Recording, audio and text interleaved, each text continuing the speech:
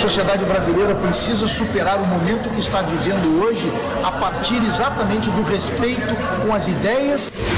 As pessoas não morrem porque de sedentarismo, mas o sedentarismo é a causa das mortes de doenças cardiovasculares.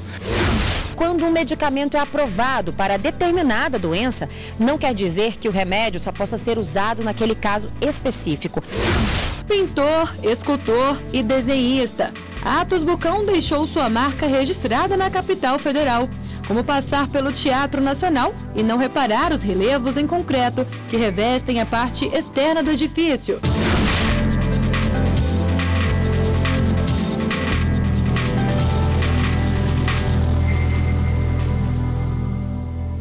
Olá, boa tarde. Já está em São Paulo o candidato à presidência, Jair Bolsonaro. Ele foi transferido agora pela manhã para o Hospital Albert Einstein, na capital paulista. E quem tem outras informações ao vivo e conversa com a gente agora é a repórter Carolina Chaves. Boa tarde, Carolina. Boa tarde, Galton. Boa tarde a todos. Olha, o candidato à presidência, Jair Bolsonaro, foi atacado em meio à multidão durante ato político em Juiz de Fora, Minas Gerais. De acordo com a publicação de um dos filhos de Bolsonaro, a perfuração atingiu parte do fígado, do pulmão e da alça do intestino. Bolsonaro passou por uma cirurgia e já foi transferido para um hospital em São Paulo. Várias autoridades se manifestaram sobre a agressão, entre elas a presidente do Supremo Tribunal Federal e do Conselho Nacional de Justiça, a ministra Carmen Lúcia, que divulgou por meio de sua assessoria um comunicado com a preocupação com os atos de violência durante a campanha eleitoral. A ministra Carmen Lúcia ainda pediu celeridade nas investigações. Vamos ver agora o que outras autoridades do Judiciário falaram sobre esse caso. A presidente do Tribunal Superior Eleitoral, Rosa Weber, divulgou em nota ser inaceitável que atitudes extremadas maculem a democracia. No texto divulgado no site do TSE, a presidente disse ainda que a Corte repudia qualquer manifestação de violência, seja contra eleitores, seja contra candidatos ou em virtude do pleito. O Ministério Público Eleitoral está acompanhando a apuração do incidente. A Procuradora-Geral da República também se manifestou por meio do site e disse que a violência contra candidatos e eleitores é contra a democracia e que exige convivência pacífica, garantindo direitos de reunião e de liberdade de expressão. Raquel Dodge ressaltou que as eleições devem ser livres e justas para garantir a vontade da população. A Frente Associativa da Magistratura e do Ministério Público, que reúne representantes de várias classes do Judiciário, lançou nota ontem lamentando e repudiando todo tipo de agressão a qualquer candidato. A frente pede a responsabilização do agressor. O presidente da Ordem dos Advogados do Brasil divulgou um vídeo na internet sobre o ocorrido. Cláudio Lamáquia disse que a democracia não comporta esse tipo de atitude e as ideias devem ser respeitadas. Nós estamos num processo eleitoral e a sociedade brasileira precisa superar o momento que está vivendo hoje a partir exatamente do respeito com as ideias e também dos candidatos e de todos os artífices na vida política. O agressor de Bolsonaro já foi identificado e, segundo a Polícia Civil Mineira, ele é Adélio Bispo de Oliveira, de 40 anos. A Polícia Militar do Estado informou que Adélio falou em depoimento que questões pessoais o motivaram a praticar o crime. Adélio foi preso em flagrante e o caso vai ser investigado pela Polícia Federal. Um dos coordenadores da campanha de Bolsonaro disse que vai enviar uma representação à Polícia Federal para tratar o caso como crime político. Um segundo homem chegou a ser detido pela Polícia Federal, prestou depoimento, mas foi liberado porque não ficou comprovada a participação dele no crime. Mas ele está sendo investigado. Galton. Obrigado, Carolina. Registro de candidatura de Antony Garotinho ao governo do Rio de Janeiro é indeferido pelo Tribunal Regional Eleitoral. A decisão do TRE foi unânime. A Corte entendeu que, por ter sido condenado em julgamento colegiado, o ex-governador do Rio está enquadrado na lei da ficha limpa e, por isso, inelegível. Garotinho foi condenado por desvios de verbas da saúde do Rio de Janeiro. Os valores passam de 230 milhões de reais. Mesmo assim, Garotinho disse que é candidato. Pelas regras eleitorais, ele pode continuar a fazer campanha até uma decisão do Tribunal Superior Eleitoral. O PRP tem um prazo de 10 dias para substituir Garotinho na chapa. O frentista de um posto de combustível cobrou na justiça o fato de não ficar apenas abastecendo os carros. Ele também tinha que trabalhar no caixa, mas não recebia por essa função a mais. Veja no que deu essa história. O empregado afirmou que foi contratado como frentista, mas que também realizava a função de caixa. No processo trabalhista, ele pediu pagamento de adicional, alegando que o acúmulo das funções é ilegal. O posto sustentou que o frentista não exercia as atribuições de caixa com frequência, porque tinha uma pessoa contratada exclusivamente para isso. A terceira vara do trabalho de Florianópolis reconheceu as fotografias apresentadas no processo do frentista operando as bombas de abastecimento e também recebendo pagamento e repassando troco aos clientes, mas negou o adicional por considerar que as duas atividades eram compatíveis. Na sentença foi aplicado o artigo 456 da CLT, que, em regra, obriga o empregado a realizar qualquer serviço compatível com a sua condição pessoal. Já o Tribunal Regional do Trabalho da 12ª Região em Santa Catarina reconheceu que as atividades de frentista e caixa não estão relacionadas e determinou o pagamento de gratificação de 10% sobre o salário. O TRT considerou que o acúmulo ilegal de funções é caracterizado pelo exercício habitual de tarefas incompatíveis sem remuneração adicional e nem registro na carteira de trabalho, o que ocorreu no caso. No TST, o relator do recurso, ministro Alexandre Luiz Ramos, manteve esse entendimento e considerou que, como o contrato previa somente a função de frentista, é devido o acréscimo na remuneração. A decisão foi unânime. E a seguir, você faz atividade física suficiente para evitar doenças graves? Tem muito adulto por aí que não faz. As pessoas não morrem porque de sedentarismo, mas o sedentarismo é a causa das mortes de doenças cardiovasculares.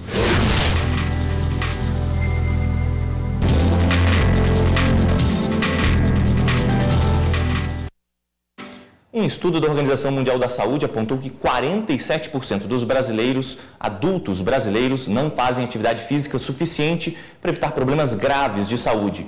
Os dados são resultados de entrevistas feitas em 2016 com a população de 168 países.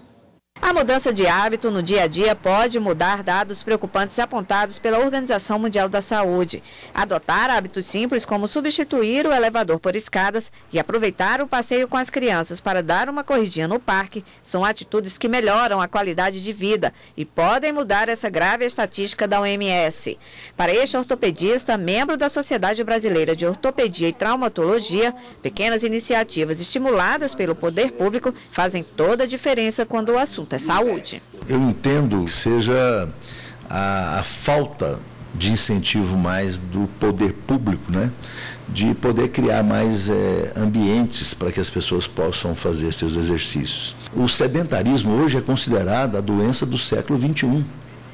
É impressionante. As pessoas não morrem porque de sedentarismo, mas o sedentarismo é a causa das mortes de doenças cardiovasculares. Segundo especialistas, no Brasil, o sedentarismo está ligado a mudanças na sociedade que vem ocorrendo nos últimos 20 anos. Como exemplos, urbanização, aumento da classe média, avanço da tecnologia e, consequentemente, a busca por uma boa colocação no mercado de trabalho. A população também reclama da falta de segurança como argumento para não se exercitar. Nos últimos 15 anos, o Brasil registrou um aumento no número da população que não pratica atividade física suficiente para evitar problemas como diabetes, acidentes vasculares cerebrais, demência e até câncer. Segundo a pesquisa da OMS, o Brasil ocupa a 5ª posição entre os países com os piores índices. O estudo da OMS destaca que as taxas mais preocupantes estão nos países como Kuwait, Samoa Americana, Arábia Saudita e Iraque, que praticam atividades insuficientes para boa saúde. 1,4 bilhão de adultos no mundo correm esse risco. O ideal é fazer ao menos 150 minutos de atividade física moderada a cada semana ou 75 minutos de prática intensa. No Brasil, as mulheres são mais sedentárias. 53% delas não praticam nenhum tipo de atividade física. A mulher, ao longo dos anos, foi ganhando também espaço no trabalho. E hoje os homens têm que ajudar também as mulheres em casa. Esse ganho de espaço no trabalho levou as mulheres, além de cuidar da casa, ter que trabalhar, chegar à noite, e algumas saem ainda fazem cursos à noite. Então elas não têm tempo. Eu acho que mais é falta de tempo do que vontade.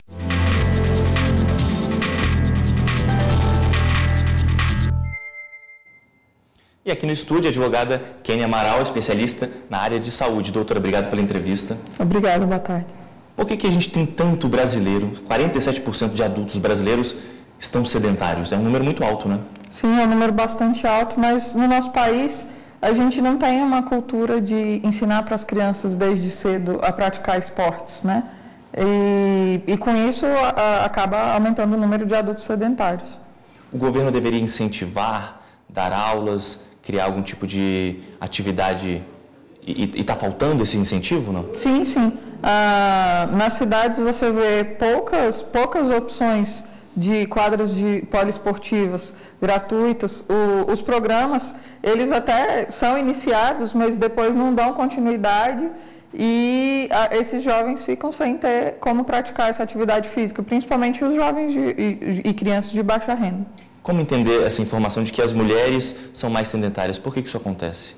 Como o médico estava explicando na matéria, as mulheres ganharam espaço no mercado de trabalho, mas elas ainda têm muito trabalho em casa. Então, elas não conseguem conciliar a rotina de trabalhar fora, estudar fora, cuidar da casa e acaba não sobrando tempo para elas cuidarem do próprio corpo. A tecnologia, agora a gente está sempre com o celular na mão, isso também afeta um pouco? Me explica um pouco essa questão da tecnologia. Sim, todos preferem assistir séries, navegar na internet, ver TV e não praticar um esporte, não sair para fazer uma caminhada, fazer uma corrida. Sempre a opção é um entretenimento que fique parado, deitado, sentado. A atual situação econômica do país também é um fator ou faltou mesmo investimento lá atrás e tem que se pensar também a longo prazo? Não, a situação econômica do país também conta bastante, porque você pagar, justamente por não ter um programa que disponibilize a custo baixo locais para você se exercitar, você precisa gastar do próprio bolso e não são baratos. Várias modalidades cobram e não é um preço tão acessível para qualquer pessoa. Ou seja, a gente entende aí que falta vontade das pessoas, mas também falta vontade política, então. Sim. Porque tem um equilíbrio nessa situação, não? Não tem. Nas áreas de periferia, por exemplo, nós não temos quadras poliesportivas, não temos parquinhos para as crianças. Agora estão surgindo aquelas academias ao ar livre, mas elas ainda são bem raras. O Brasil é o país do futebol, a gente pensa que muita gente pratica, então não é bem assim, não é essa a realidade de uma forma geral, então, né? Sim, nós já há algum tempo atrás fomos o país do futebol e agora, depois da abertura econômica, todos temos acesso à tecnologia e estamos todos lá no celular, na TV, todos entretidos e nos exercitando menos. A curto prazo, o que fazer, doutora? Além dessa questão do não investimento em material esportivo, em programas esportivos propriamente ditos, a gente tem um outro lado dessa questão, que é o aumento das pessoas obesas também. Tem que ser feita toda uma política pública de alimentação e de fomento do esporte para tentar resolver esse problema. Doutora, obrigado pela sua entrevista aqui no Jornal da Justiça. Obrigada, boa tarde. E o plenário do Supremo começou a julgar a possibilidade de ensino domiciliar no Brasil. Até o momento, votou apenas o relator, ministro Luiz Roberto Barroso, a favor desse modelo. Escolher educar os filhos em casa não viola a Constituição, disse o ministro Luiz Roberto Barroso ao se manifestar a favor do ensino domiciliar. O ministro defendeu que a prática é adotada em outros países. Citou alguns, como os Estados Unidos, que contam com 1.800.000 crianças e adolescentes estudando em casa. Reino Unido, 100.000 e Canadá, 95.000. Por trás das motivações dos pais que optam pelo ensino domiciliar, está a preocupação genuína com o desenvolvimento educacional pleno e adequado dos seus filhos. Nenhum pai ou mãe faz esta opção, que é muito mais trabalhosa, por preguiça ou por capricho ou por desfastio.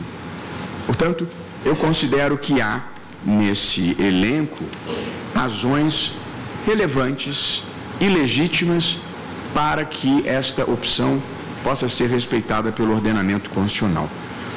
O homeschooling não se confunde com o que se chama de unschooling, que é uma opção, esta sim, penso que inaceitável, pela não escolarização formal da criança e deixar que ela escolha o seu próprio destino, o que aí sim não me parece que seja um comportamento aceitável e responsável. Mas para que o Brasil passe a adotar o ensino em casa, o relator apontou 5 critérios. Os pais ou responsáveis devem notificar a Secretaria Municipal de Educação a opção pela educação domiciliar. As crianças passam a integrar um cadastro.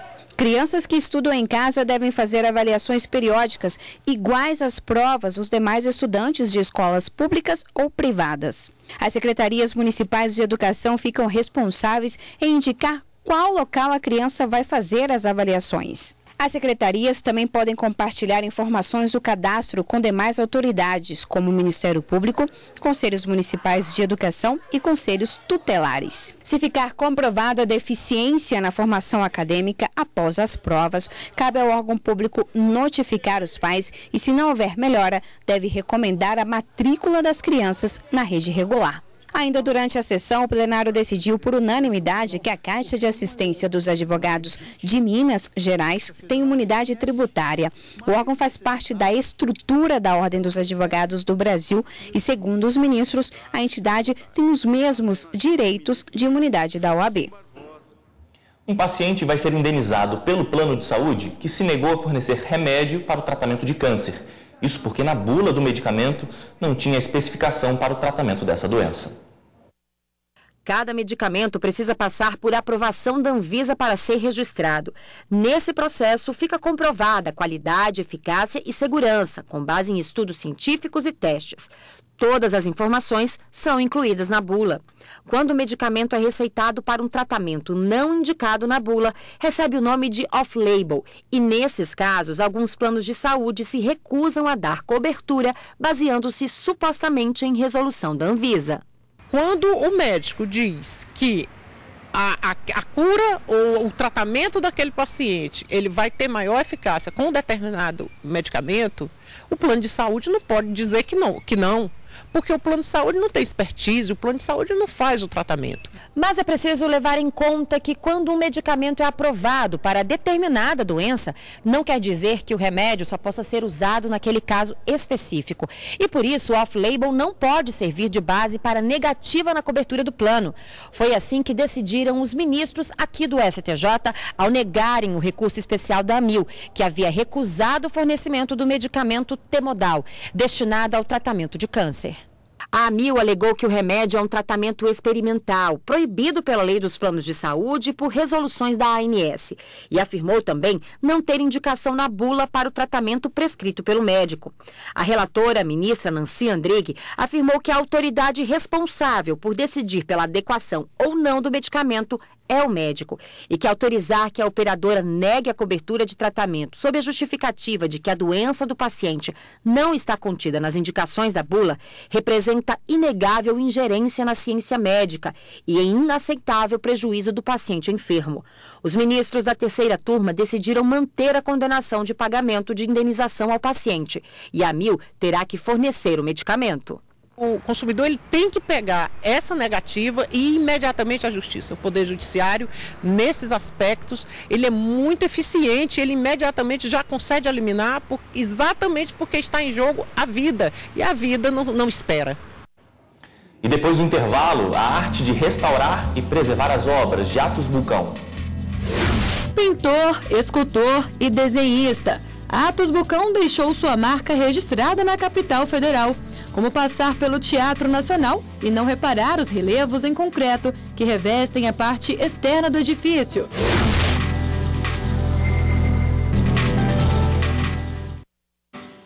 O Tribunal Superior Eleitoral divulgou os números do pleito de outubro. As mulheres continuam sendo maioria do eleitorado. 50% dos brasileiros serão identificados pelas impressões digitais antes da votação. Confira os números. Em todo o país, 147.302.357 eleitores estão aptos a votar. Do total de eleitores, 52,5% são mulheres e 47,5% homens. Pela primeira vez, eleitores transexuais e travestis terão um nome social impresso no título e no caderno de votação. Ao todo, 6.280 pessoas fizeram essa escolha. Em relação à faixa etária, 0,27% tem 16 anos. O maior quantitativo de eleitores é o que reúne cidadãos entre 45 e 59 anos de idade. Eles correspondem a 24,26% do eleitorado. Em seguida estão os eleitores de 25 a 34 anos, que são 21,15% do total. Na outra ponta da pirâmide, 0,03% dos eleitores tem 100 anos ou mais. Estado com a maior população do país, São Paulo continua a ser o maior colégio eleitoral brasileiro, com 33.040.411 eleitores. O segundo maior eleitorado está em Minas Gerais, seguido pelo Rio de Janeiro. 50,03% dos eleitores poderão ser identificados pelas impressões digitais. No total, 4.326 municípios podem usar a biometria total ou parcialmente. A maior concorrência na eleição deste ano é na capital do país, para o cargo de deputado distrital. São 40,38 candidatos por vaga. Já o cargo com a menor relação candidato-vaga, 6,61, é o de senador. Em números absolutos, temos a seguinte quantidade de candidatos: 13 para presidente, 199 para governador, 357 para senador, 8.434 para deputado federal, 17.720 para deputado estadual, 969 para deputado distrital. Um candidato tem 18 anos e outro 100. A maioria, 3.610, tem entre 55 e 59 anos. Imagina só, você ter no seu local de trabalho painéis de azulejos do artista Atos Bucão. Pois é, quem trabalha no Superior Tribunal Militar tem esse privilégio no dia a dia. E para manter essa arte preservada, teve início o restauro e a revitalização dessas obras. Pintor, escultor e desenhista, Atos Bucão deixou sua marca registrada na capital federal, como passar pelo Teatro Nacional e não reparar os relevos em concreto que revestem a parte externa do edifício, ou o painel de azulejos na igrejinha Nossa Senhora de Fátima, na Asa Sul de Brasília. No Superior Tribunal Militar também podemos apreciar obras de Atos Bucão. O trabalho de 1973 é composto por 8 painéis espalhados no andar térreo do prédio. E neste ano, em que se comemora os 100 anos do artista, teve início este mês o restauro e a revitalização dos azulejos presentes aqui no tribunal. A história desses painéis está ligada com a própria história do tribunal, pois foi em 1973 que esta corte instalou-se em Brasília, onde recebeu sede própria, localizada na Praça dos Tribunais Superiores.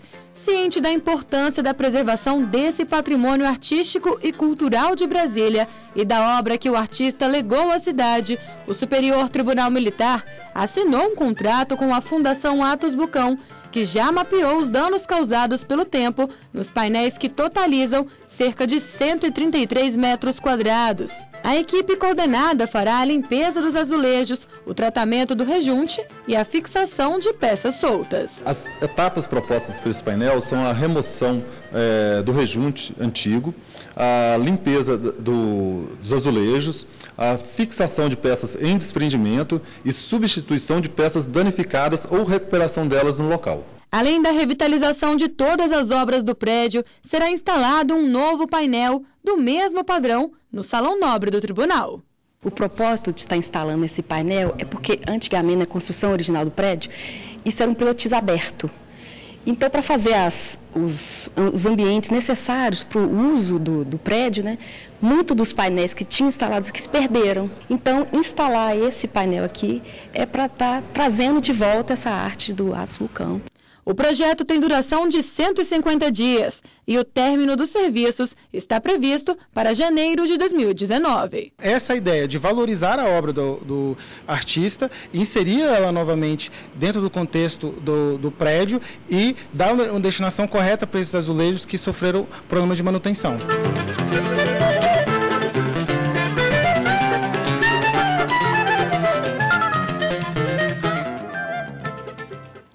Feriado de 7 de setembro, dia da independência. Em Brasília, cerca de 30 mil pessoas foram à esplanada dos ministérios para assistir ao desfile militar. Verde e amarelo na camisa e muita disposição neste 7 de setembro. Mas, afinal, será que a gente ainda lembra o que significa o dia da independência? A pátria, para se reunir todo mundo, para ver o desfile, né? Vinícius trouxe a família toda. O brasileiro perdeu um pouco do patriotismo, né, das instituições, e aí é bom trazer, mostrar para ela que o Brasil não é somente isso que ela vê na televisão, é justamente isso que a gente tem que vivenciar dia a dia. O desfile é comandado pelas Forças Armadas e policiais do Brasil. Cada uma conta do seu jeito a sua parte na construção da pátria. Carros militares, tanques, cavalaria, motos enchem os olhos da plateia. A última vez que Débora veio à comemoração do 7 de setembro foi quando ela ainda era criança. Anos depois, trouxe o filho, o Bruninho, tem só 3 anos. E ela já sabe o que ele vai gostar mais. Com certeza os aviões e essa parte assim das aeronaves. O Jornal da Justiça nesse feriado de 7 de setembro fica por aqui. Bom descanso e um ótimo fim de semana. Tchau!